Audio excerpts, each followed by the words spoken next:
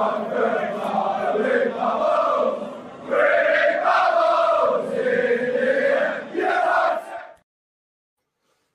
everyone, Ryan Archer from West Ham Fan TV, and as you can see, I'm delighted to be joined by the man that not only played 175 games for the first team, scoring 8 goals, but he also took charge of the first team on 327 occasions between 94 and 2001. Everyone knows him. It's football royalty. It's Mr. Harry Redknapp. Harry, how you doing, mate? Ryan, good morning. Yeah, I'm good, thank you. Pleasure to have you on, mate. I've been wanting to do this interview for a long time, mate. It's nice to be on. Yeah, I mean, so what we're going to do, Harry, just going to talk a little bit about your West Ham career, a bit about when you played, the manager. So yeah, you joined the club in 1962 as a schoolboy. I mean, how did that all come about? Well, I played for East London boys, and I got asked to go. I had a choice really, Ryan, of all the London clubs to go and sign for when I left school. But once I went to West Ham, met Ron Greenwood, who was an incredible manager. He had such an interest in the young players at the club. You know, it was a club that produced its own players. Everybody came from the youth team. And I just thought it was the club that would give you a chance if you were good enough. You could come through the system there. So I joined the club, left school, and at 15, actually left at 14. And in my first year as a 15-year-old, we won the FA Youth Cup, which was under 18 and a half competition. It was an incredible year, my first year there, to go and play in that youth team, play every game, and to beat Liverpool in the final. We had a great youth team. Ron Greenwood was so interested in the kids there. You know, he watched every game. He was at every youth match. And I just thought that was really important to all of us. The manager was so interested in the kids and wanted to produce players that came through the system to get into the first team. So that was something that I always wanted to take on board when I got into management and when I came back to West Ham. Yeah, I mean, you made your debut against Sunderland, 23rd of August in 1965. I mean, I looked at the lineup that day, and there's some proper West Ham royalty in that team. I mean, what do you remember about your debut as a youngster? Well, I think the game before I played in the youth team, and then on the Saturday, and the first team had got beat on the Saturday away from home somewhere, didn't play very well. And the manager on Greenwood made a few changes and brought me into the side for the Sunderland game.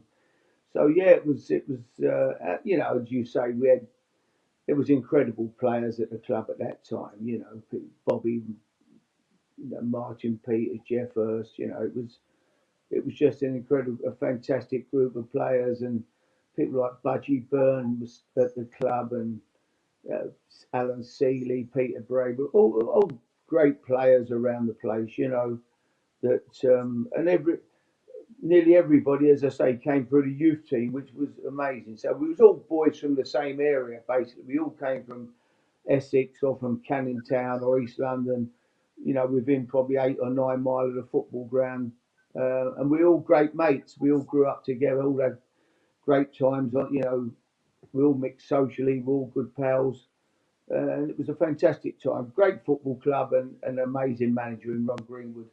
For me, still the best football man, best football coach that I'd ever met in my life. He was way in front of anybody else I've ever come across.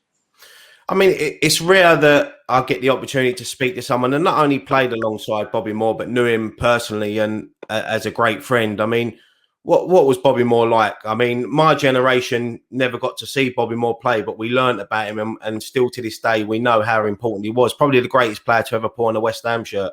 Oh, without a doubt, the best, greatest player. For me, you know, the captain England to win the World Cup, Ryan, you know, in '66.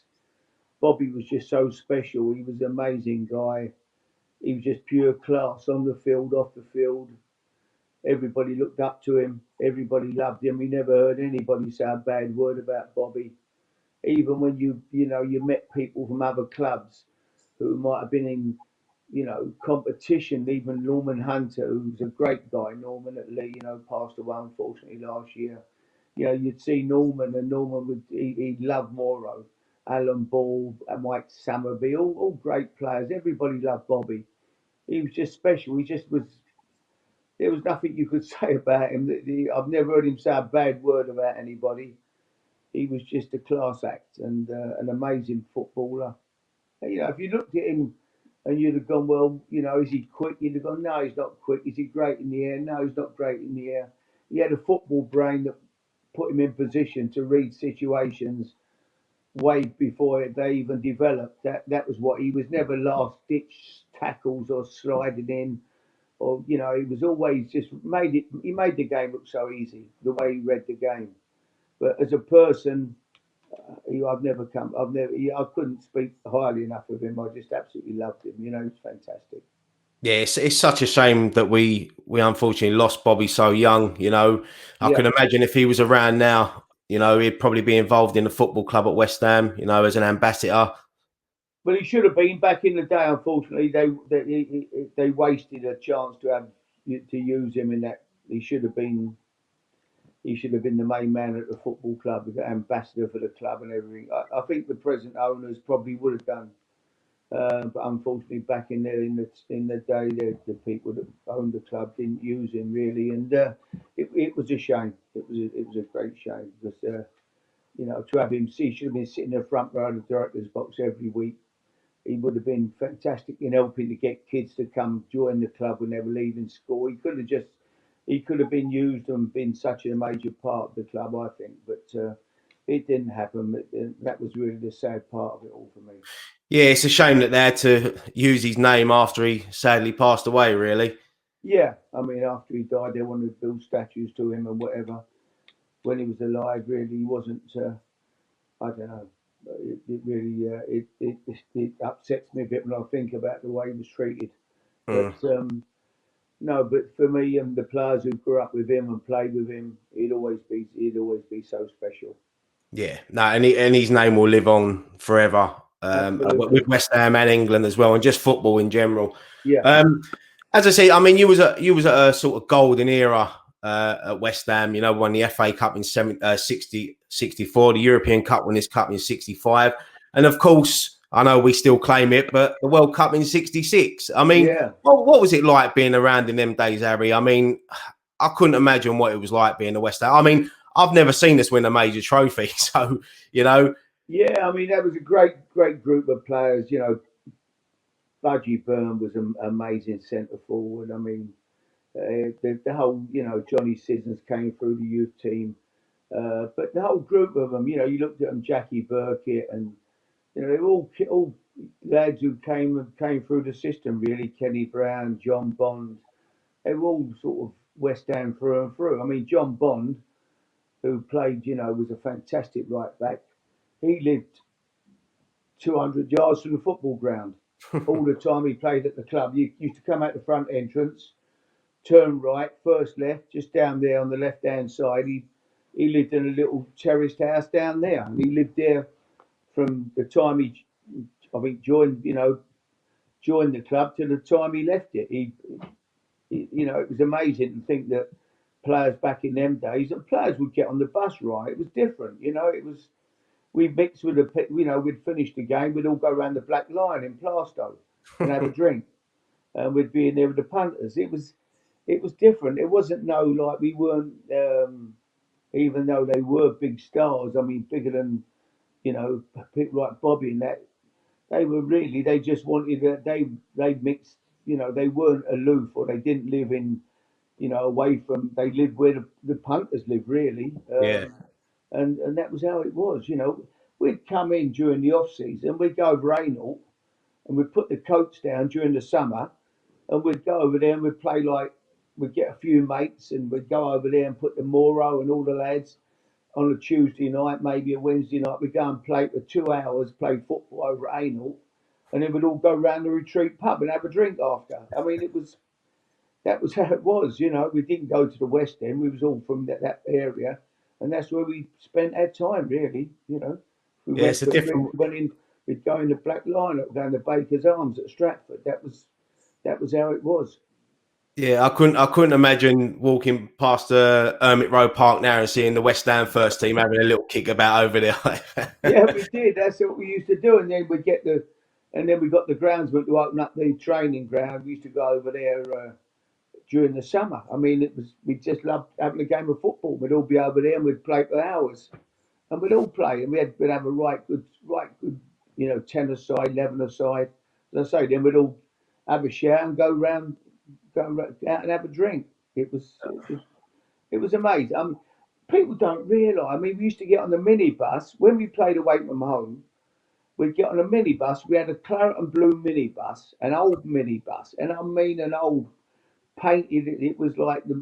Can you imagine? It was bright claret and blue, and we'd get on that at the ground. And we, in them days when you travelled away, you had two skips, one with the boots in, like a wicker basket, like, you know, one with the boots in and one with the kit in. And you put them on the skip, and we'd all be sitting round on the benches upside them, hanging onto the skips because they'd tip over on you when he went.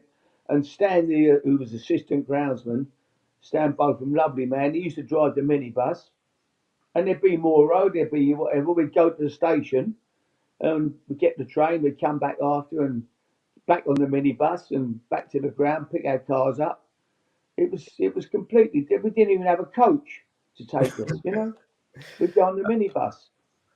What do you know what I love hearing stories like that, because you don't really hear about things like it's a different world now in the football world, and it's I mean the era that you played in, I can't imagine you wouldn't swap it for the world, would you?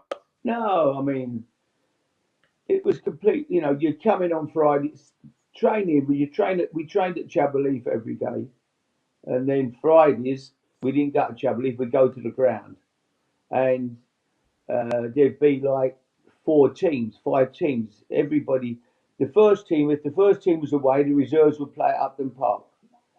That was how it worked. Alternate weeks. So every Saturday there was a game at Upton Park. You get 4 or 5 thousand people watching the reserves play on a Saturday. People would go and watch the reserve games, and then, you know, the score would be coming over on the tannoy from wherever the first team were playing. So you'd have the first team would be playing, maybe suppose that they might be up at Man United. So the reserves would be playing at Upton Park in the combination league. They might be playing Spurs, Arsenal, Chelsea, whoever. The youth team there'd be an A team, which was a Metropolitan League team. That was a team of, you know, young players that would play, and maybe someone coming back from injury or whatever. And you'd play in the Met League against, they were men's. It was a men's league. Tottenham was in it as well, and Arsenal. But the rest of the teams would be teams like teams from all over, you know, Cheltenham, Chelmsford, whoever, you know, non-league, good non-league standard teams. And then there'd be the youth team that would, and they'd all be pinned up on the board on Saturday. You finish Friday, you finish training. Everybody would be looking up at the board, see what the team sheet would be up: first teams, reserves, A team, youth team, and that was it. You saw where you were playing on Saturday, and yeah, it was different, you know. Yeah, great times, mate. Obviously, you left the club in 1972, but a few years later, mate, you returned as assistant manager to Billy Bonds. I mean, how was that coming back to the football club? Yeah, it was great. I mean, I'd been a manager for 10 years at Bournemouth, you know, and things had gone great for me. And I actually turned. I was offered the West Ham job 2 years before that as manager. I was offered the job. I was at Bournemouth. Mr. Kearns rang me up and asked me if I'd be interested in the job. I'd done very well at Bournemouth. But the Bournemouth chairman, who was a very close friend of mine, Jim Nolan, lovely man, and Brian Tyler, chief executive, they really didn't want me to go. I was very happy. I signed a contract here, and they'd looked after me fantastic, really, you know, and they really they felt they were building a club here, and they just didn't want to. And it became very difficult, and I just felt, as much as I would love to have gone back to West Ham at that time, you know, they'd give me a job here, and it was going great for me, and I just really couldn't. I felt it very difficult to walk away from them and walk out on them at the time, and they persuaded me to stay, and I stayed. So I never, you know, didn't take the job at that time, but I went there a couple of years later. Um, what happened? I lost my pal Brian. He got killed. We had an accident in 1990 at the World Cup. Mm. It was a bit of an horrific accident. 3 young boys got killed in a car coming the other way. They hit us head on. It was only kids, 17, 18, they all died, and my mate got killed. And then it was never the same for me at Bournemouth. I stayed the following year, but once Brian had gone and my pal, the chairman, had left, it became a different club, and I decided to move on. Then, Yeah, I mean, in '94, you took over from Billy Bonds as first team manager. There was a lot of controversy around the time. I mean, there was a lot of fans unhappy with the decision. I mean, what's your take on that, Harry? Because still to this day, people think that Billy Bonds was treated harshly. I mean, what's your Well, it's all that had happened. I got a chance to go back to Bournemouth as manager. We was in Scotland, and I was living I had a flat up in London. I was away from home all week, and I got a phone call.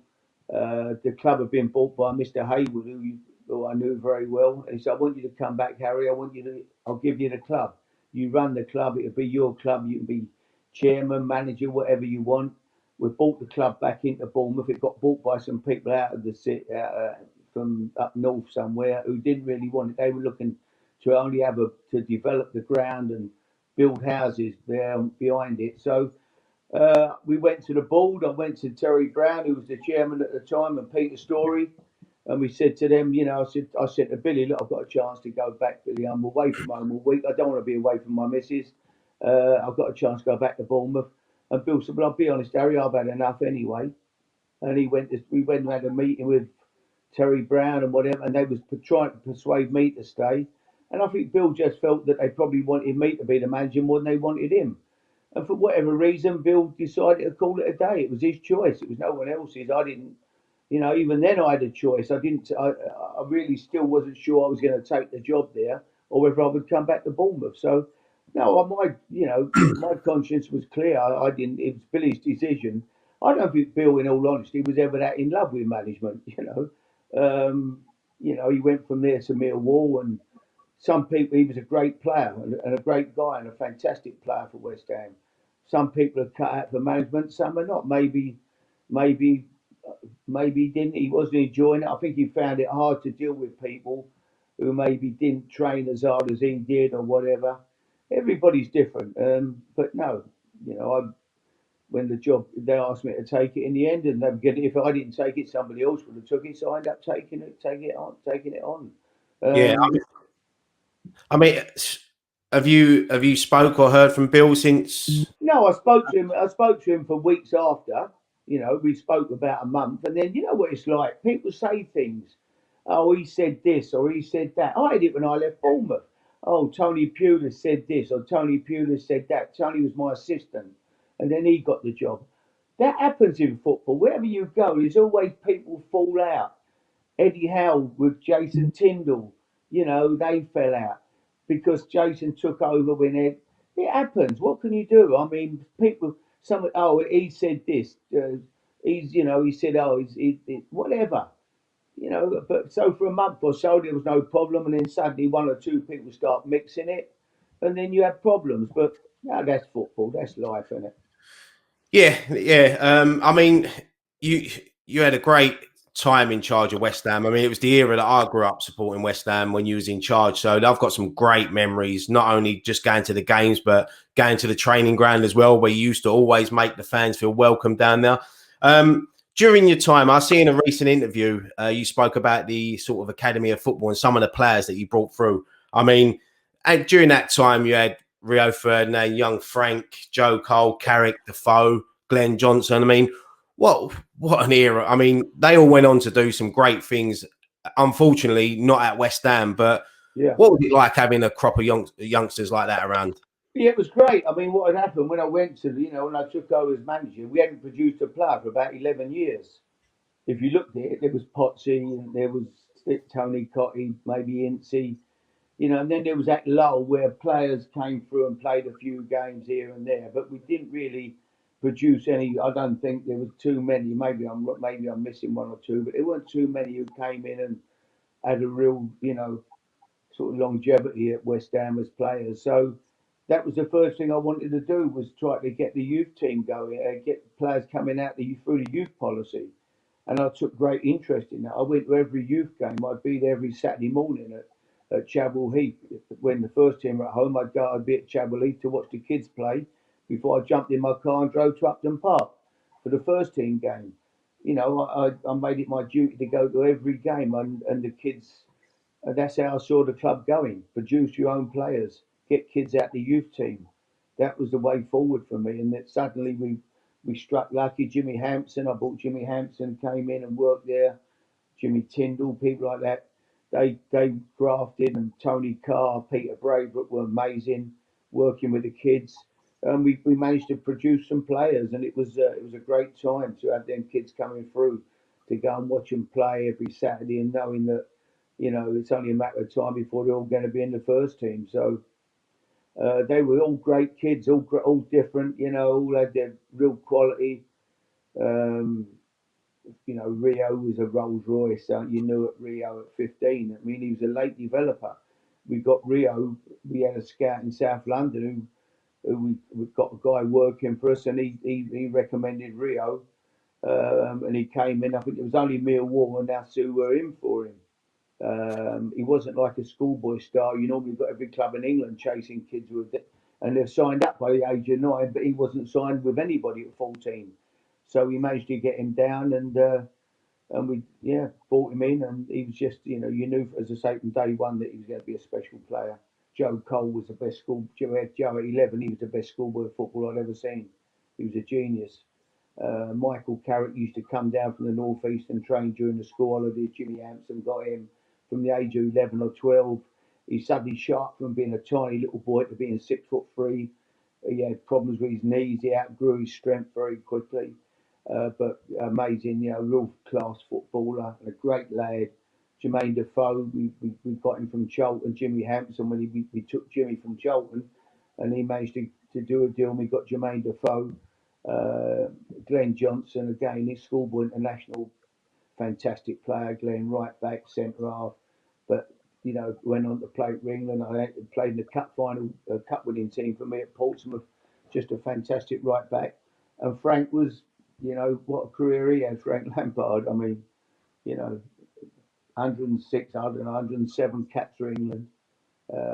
Best trainer, most dedicated footballer I've ever come across, probably. Never seen anybody train like him in my life. It was unreal to watch him out on the training pitch. He'd be out there at 4 o'clock when it was getting dark, and everybody been, you know, he'd be the only person left at the football club, training, putting his spikes on, doing his sprints, shooting. Just wanted to be a footballer. Yeah, I mean, I was just about to say about Frank Lampard. I mean, me growing up as a youngster, I used to go down the training ground, and I was about to say, you always used to see young Frank staying out behind after taking shots. You know, it'd take about 30, 40 balls, having shots. You know, he always sort of worked hard. Why do you think that the West Ham fans, some of the West Ham fans, just couldn't get that relationship with young Frank? Don't know. His dad was a great player for the club for 20 years. He grew up being West Ham mad, the kid. He was, you know, every picture, I've got pictures here of him. Look, he's got West Ham kit on from the age of 2. He lived for the club. You know, what happened? His dad, when I left, they got rid of his dad as well. He was my assistant. And they wanted to get rid of Frank, basically. They, you know, had an offer of 11, 12 million pounds. Well, I mean, oh, what crazy money that is for him. He's worth 10 times that, I mean, in the end. But I don't know. That makes sense to me. I don't know. Yeah. What do? As I said, I was a youngster at the time, and I couldn't. I had Lampard on the back of my shirt. I love Frank Lampard when he was at Well, I West mean, he Ham. scored goals even when he came into the team at West Ham as a young player. He scored. You know, you look. I was watching some video stuff the other day, and he was scoring goals at West Ham. He didn't just score at Chelsea; he was scoring at No. West Ham. You know, he showed that in that early period what he could do. He was in the team on merit. I mean, you know, people, oh, he's only playing because his uncle and his dad. Well, he played 107th times for England. I wasn't picking the England team. He scored 20 goals every year for Chelsea. I don't think that was anything to do with me or his dad. So, you know, and become probably Chelsea's greatest ever, voted Chelsea's greatest ever player. So, It's a shame because I've seen in a recent interview you done when you compared that bunch of youngsters to the Man United boys that come through, and you said that our crop were probably better with what they went on to do in the game. I mean, I'd love to have seen if West Ham would have kept them youngsters. Absolutely. Because we would have, I'll be sitting here. I wouldn't be saying to you, I've never seen us win a major trophy before, because we'd Absolutely. probably have Absolutely. league titles under our belt.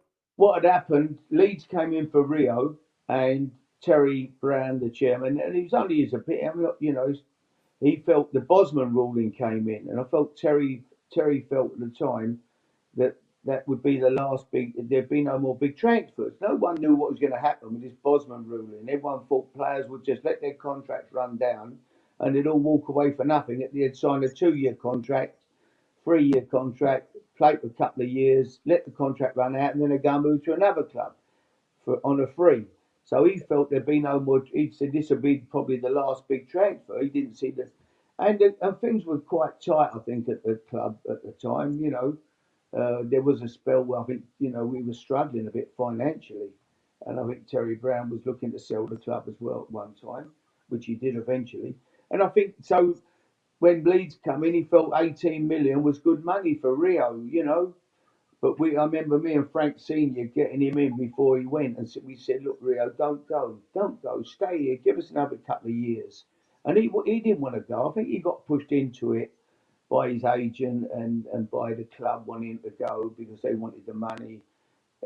And once he went, he sent out the signal. He went, then Frank went, and then Jack. They all followed. They all got sold in the end. It was. That was the difference. Man United got great use out of their kids, and all West Ham got was the money. They didn't get the service out of them that they should have done. They could have. What a team! There's 6 players there. Add Di Canio to that. Add Canuti to that. Add 1 or 2 more. Trevor Sinclair, whoever. You have a look what a team you could have had. Yeah, so it's such a shame that we didn't get to see the best out of them in West Ham shirts. But Harry, as I said, mate, some of my great memories of supporting West Ham was when you was in charge. And one season that always sticks out is the 98-99 season when you guided us to 5th in the Premier League, which is still, we come so close this year, but it's still the highest ever Premier League finish for West Ham. I mean, what a great season that was. Some of the characters you had in the squad at that time. Yeah, I mean, we played some great football as well. It was a great team to watch. Di Canio Paolo was a genius, wasn't he? I mean, what a player! What a player! I watched his goals on the TV the other night. I mean, when he went through and he'd make out the shoot and the goalie and he'd drag it and walk round the goalkeeper and roll it in the empty net. I mean, the man was just pure. He was class. I love Paolo. He was a brave signing, to be fair, and I took him. I think Terry Brown. I said we need a striker, Terry. We need a couple of players. We're struggling. I think we sold Big John, and then we went and we got Parlo, and he said, look, anybody but him, because obviously he pushed the referee over. His reputation was pretty low at that time. But I just knew him as a genius who I used to watch play on TV when he was at Celtic, and then playing against him with Sheffield Wednesday. And he was just he was my type of player. He could do things. He could beat people. He could win a game on his own. He had great skill, great ability, and I knew the West Ham fans they'd take to him, they'd love him, which they did. He became a real one of the all-time greats for West Ham. So yeah, he was amazing. We had Mark on the side, Mark Vivian Foley as well. Around that, he was a fantastic boy. Such a tragedy. Clapston died, didn't he? Playing for his country against France, and Mark was amazing, strong, fit lad. But no, it was a team full of good players, and we played some really exciting football. I mean, when I look around that squad, I think you deserve a medal for having a dressing room with Razor Ruddock, Ian Wright, John Moncur, Di Canio, all at the same time. I mean, you and Frank Lampard Senior must have been pulling your hair out at times trying to keep a hold of this lot. It was hard work, Ryan. It wasn't easy, but it was great fun. Believe you me. When you got good players, it was they was Parlo would come to me, oh, boss, we are warming up. We are supposed to be stretching. Razor Ruddock, he is there. He's not stretching. He's talking all the time. Oh, last night I drank 14 pints, ate 3 kebabs. We are supposed to be professional. You boss, you have to sort him out. You have to talk to him. Yeah, don't worry, Paolo. Leave it to me. I'll sort him out. You know, it was brilliant. It was amazing. They were good lads. Steve Lomas, good winner, wanted to play. Had a right go for you. But yeah, listen, they all enjoyed the night out. I think they lived quite a heavy off the pitch, but when they came into train, they enjoyed training. They all worked hard. Dixie was a fantastic left back, unbelievable ability. And then we brought in people like Stuart Pearce for a couple of years. What a player he was, Yeah, Pearson. Nigel Winterburn, good pros. On free transfers, real good players. yeah, definitely. So, Slaven came, Slaven Bilic. We took Slaven, Mark Reaper, great lads, good players. You know, it was a great time too. Ian Wright came for, getting Righty. Righty was an amazing character. What a player he'd been, Righty. yeah, even when we signed him at his age, he was still class. A proper goal scorer. Yeah. Yeah, no, But as I no, they're said, mate. great times. Right, Yeah, great times. Yeah, great good memories. staff, good And that was people. the first time. Sorry, that was the first time I started going down the training ground, and I remember meeting all these players. And I was looking at the photos the other day, and I'm looking around, and I've got pictures with young Joe, Frank, Rio, and then you get the legends like Sinclair and Di Canio and Ruddock, Yeah. and it was such a great time. And you and Frank always made us fans feel so welcome at the training ground. Apart from Dave, the security guard, who didn't like us coming down there. Here's what I'm sorry, Randy. Dave, the security guard, he didn't like us coming down there. Oh, I used to let everybody. I mean, to be fair, what I did, I used to let people come. They stand in the car park. The old boys come down. A lot of the old chaps. They were West Ham mad. They'd lost their wives. They're probably at home. I used to love them coming. It would make their day. Come and watch the training.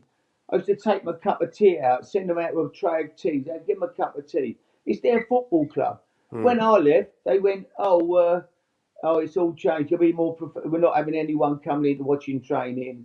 It's going to be more professional. And they got relegated the year after. I mean, at the end, the club belongs to the fans. It's their club. It's not the club of whoever. It belongs to the punters. And so, I think if you could, let people come in, watch the training. What difference? What they weren't doing no harm. They stand there in that car park.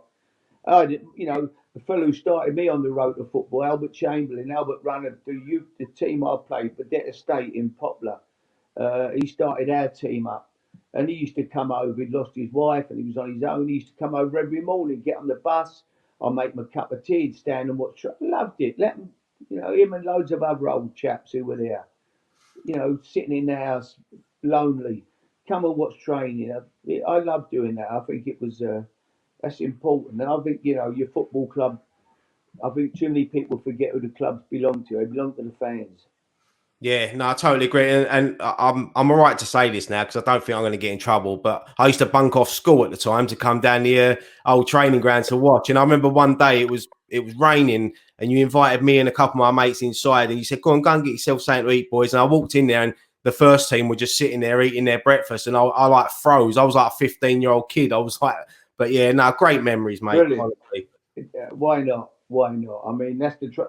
They're no different. We're all lucky. We played football, But no, I mean, I hate people that are aloof and think they're better than anybody else, Ryan. I don't. That's not part of my life.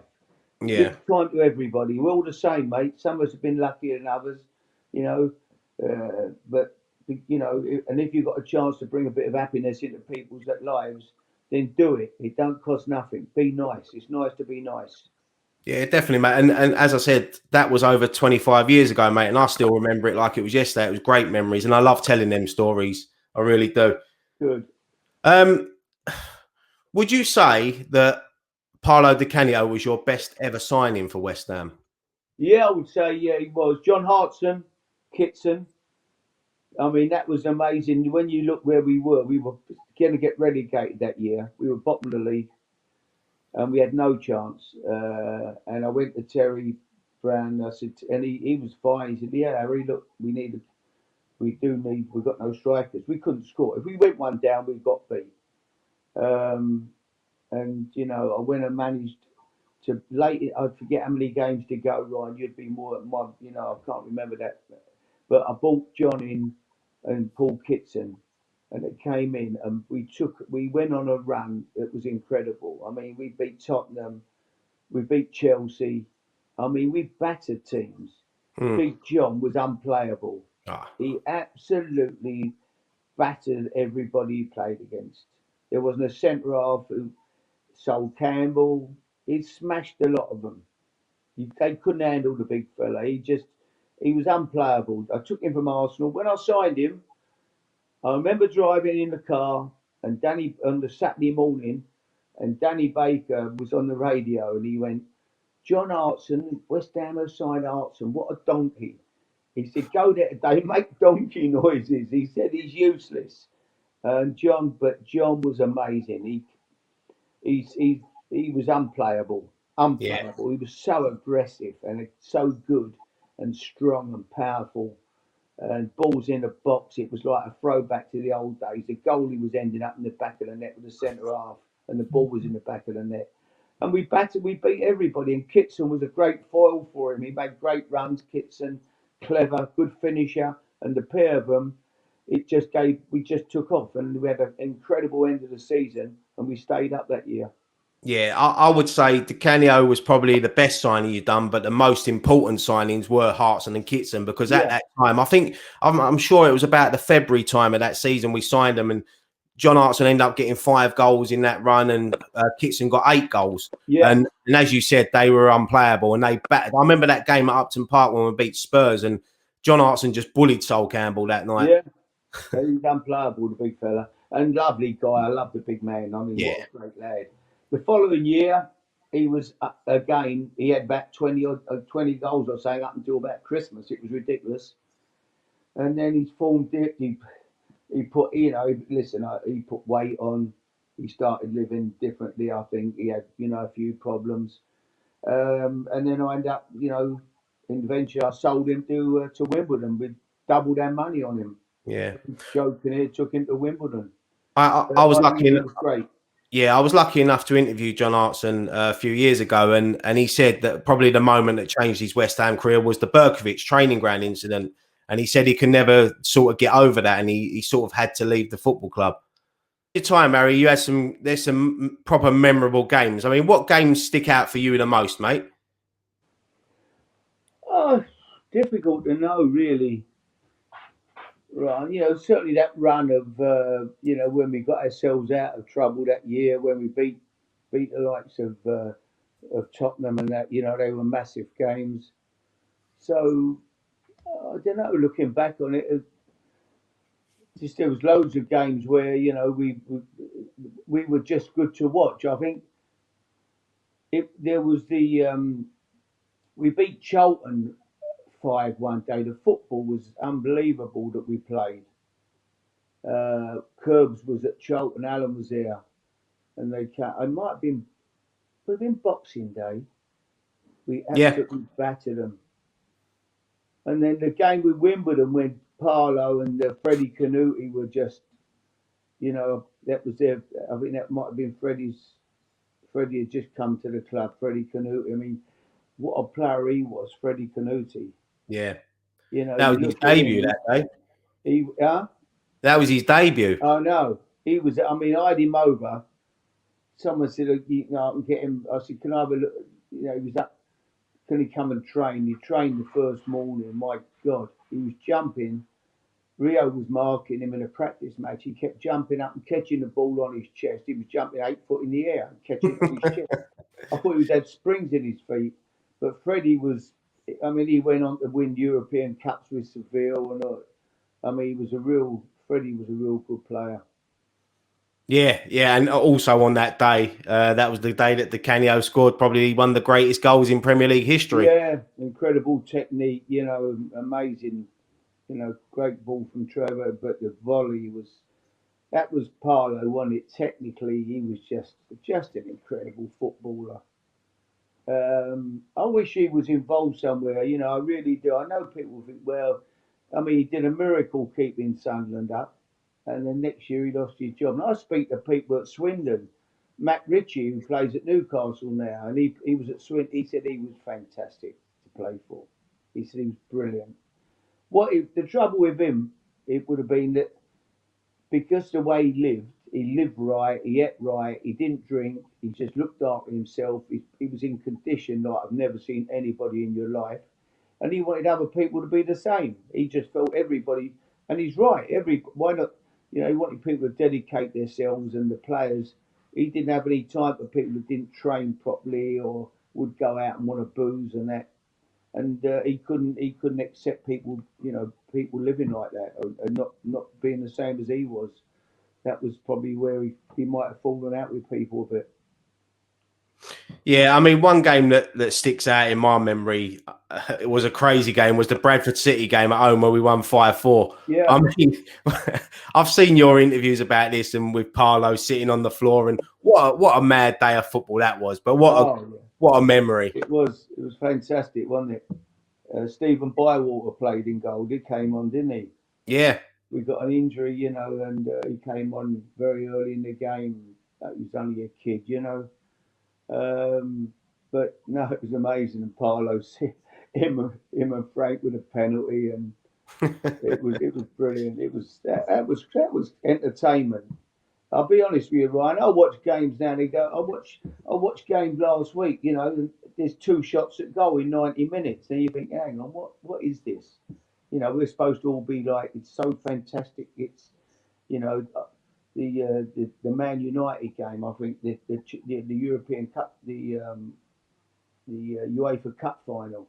There's not a shot at goal. You're sitting there, it's like watching paint dry. Them games there, they were fantastic games with entertainment, entertaining players doing things that you wanted to see. It was incredible. Great football, great entertainment.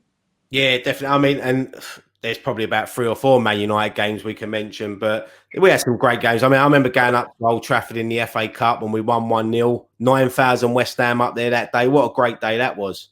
Yeah, amazing. Yeah, I mean, we'd gone there and got well beat in the league, and then we changed it, played differently. Went up there and we went up there and played, set the team up a bit different. Yeah, it was an amazing day, and Parlo with going through and scoring, and yeah, fantastic times. Yeah, no, I mean, you left the club. I mean, it's crazy to say it. 20 years ago now. 20 years ago last month it was. I mean, what I want to know during that 20 years, has there ever been a time where you've been approached by the club again or under any other ownership that to come back to the club? No, Ryan, no, never, no. I mean, I went, when I left, I went from, moved on, and obviously I went to Portsmouth and had a great time at Portsmouth, with Milan Madrid, got promoted in my first season there in the championship, won the league. But no, I mean, West Ham, I grew up there, and it was, you know, my memories of West Ham. They were being a kid there, going there, every day, it was just fantastic time of my life, getting on the bus, going training in the mornings, getting to Chabwilly from Poplar. It was a long journey on the bus every day. But it was that youth team. I mean, the boys I grew up with there and played with. It was, to play. We're getting 30,000 people at a youth game, and every youth game we'd get 5 or 6 thousand people. Every youth game on a Tuesday night, a Wednesday night, Upton Park, you get 5 or 6, 7,000 people there. Great times. Coming from school out of East London, out the East End of London, and suddenly at 15, you're playing in front of 28, 30,000 people, and winning the FA Youth Cup final, beating Liverpool on Cup final night. Ron Greenwood was in tears that night. He was, it was amazing period to go there and come through that youth team with all them boys, and we were just all mates. I can't tell you how great it was. Alan Seeley, Peter Braybrook, David Bickles, Johnny Charles, all lads that are not here anymore. Budgie Byrne, just great people, great footballers, great people. Loved every minute of my time there. Yeah, some proper legends of the football club there. But before I let you go, Harry, just want to have a quick little chat on the current West Ham. Obviously, Europa League Yep, finished this season. David Moyes, what a fantastic job he done this year. fantastic, and really looking forward to seeing the team back in Europe next year. It's going to be brilliant. David did a great job. Made some really good signings. I thought Dawson was a great signing. Craig Dawson. I mean, that was a signing of a British manager. Only a British manager could have made that signing, because nobody else would have looked at him. They'd have thought, well, he knew that he was a proper player, proper bloke who could come in, play it, do a job, head it, nothing frill, no big frills, get on with it. Scored a few goals as well. But to take him on loan from Watford, where he couldn't get in the team, to bring him in at West Ham, it was an amazing signing. And it came, he was so important to what West Ham achieved, I think, this year. But no, I love the team. I love the right back. I think he's exceptional. The Czech, boy, what a good player he is. He's a throwback to the old days, proper hard. People never get by him. But the balance, yeah, Declan Rice and Antonio when he plays is a real threat to anybody. Yeah, I like the Bowen was a great signing from Hull, a real good signing. But the team is it's a good team, and they were so unlucky. Really, it could have finished in the top four so easily. It was very small margins in the end. But listen, we'll take the UEFA Cup place next year, and look forward to having a real run in that competition. It's going to be great fun for the West Ham fans. Yeah, definitely. I'm looking forward to them European nights at the Yeah, London Stadium. But absolutely next season as well, the last season for Mark Noble. What a great servant he's been for West Ham. Proper incredible, Canning Town boy. fantastic, unbelievable player, great lad, just proper West Ham, and he used to get players like that years ago, come through the youth team and play their whole career. He said that don't happen very often now. But no, he's a special guy. Whether he'll stay around at the club in some capacity, it'd be a waste if he doesn't. He's got so much to offer, I'm sure. But we'll see what happens here. Yeah, 100%. But Harry, just before we go, the Euros start next week. Can we do it? Can we bring football home? Can England win the Euros? I do. I fancy us, honestly. I really do. I think we've got a great chance. As a betting man, my money will be on England. And if I was having a bet on anybody else, I think Portugal would be very good. I've got a feeling Portugal could be a decent team. But my money would be with England. I fancy England. I think we've got some amazing young players. It's a great year, great period. Foden, Mount, Declan Rice. I'm a big Grealish fan. I love Jack Grealish. I think he's a Di Canio, isn't he? He can do things that no one else can do. He gets on the ball and he makes things happen. I love Grealish. I'd build a team around Grealish. Yeah, no, definitely. And I can't wait for I know the season only ended the other week, but I can't wait for the Euros to start. And we kick off next Sunday against Croatia, 2 o'clock kickoff. I just hope that we can get fans back into the stadium as the tournament goes on. Yeah, And hopefully, just especially that game on the Friday night against Scotland, that's going to be a massive it game. will be a great game. Looking forward to that one. But England, Croatia, yeah, I mean, we should beat them. We should have beat them in the World Cup, really. We had a great opportunity to win the World Cup, I think. And with the way that it panned out, the draw that we had an easy side of the draw, and we couldn't beat Croatia when it comes to crunch, But I'm sure we'll beat them next week. Luka Modric's still a great player. What a footballer. What a great guy he was. I was fortunate enough to manage him for 4 years. And special person, special player. But no, I'm sure Declan Rice will have to get after him next week and nullify him. And if he does that, which I'm sure he'll do his best to do, I can only see England winning. So yeah, I fancy us strongly. I mean, yeah, England to win the Euros and West Ham next year to win the UEFA Cup. There's a double for you. Oh, I'd love that, mate. But speaking of the Euros, mate, little appearance in EastEnders coming up from yourself. Yeah, I've done it. Yeah, a bit of filming. I enjoyed it. Oh, really great. Danny died. Danny's a massive West Ham fan. Yeah. I've just finished doing a good show. with Jamie and Big Tom Davis. Tom's West Ham barmy. So really, to be honest, the show was very West Ham orientated. It was always seemed to be West Ham. We always had West Ham supporters on, and then we had Jesse Lingard on the last show. He was great. He came on. Sorry to see he didn't make the squad. I thought with his form at West Ham, he'd have got in, but so no, it was very much a West Ham, lots of West Ham influences on that show that we did. So it was good fun. Yeah, I watched it, mate. It was great, and the show with Jimmy Carr and Danny Dyer on was great. When you recreated the scene in the Vic, it's great. It's a great bit of fun, and it's good to see you sort of getting involved in all that, mate. Mike, yeah, Brian. Hello, mate.